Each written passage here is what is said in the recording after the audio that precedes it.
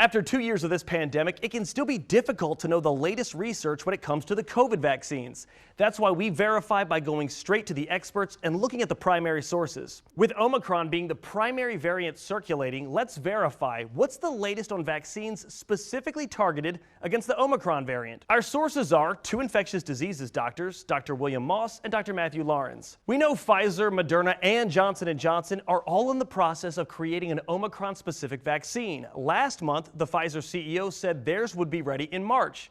But as Omicron cases decline, would it be too late? I still think there'll be a role for it, but it will really depend on whether the Omicron variant becomes stays the dominant variant going forward. We've seen already minor variants of Omicron circulating in other areas, so I think that gives reason for us to pause and say, let's make sure we have an appropriate boost for Omicron. Meanwhile, the Army says they're working on a vaccine to prevent all coronaviruses, and this would include other viruses like the Middle Eastern Respiratory Virus, or MERS. And the hope is that you can identify a common piece across all these different coronaviruses, to which, if we develop immune response, actually prevents the virus from replicating in our bodies. We want to have the immune response recognize the virus at the pre-fusion, before it attaches to the human cell. That's kind of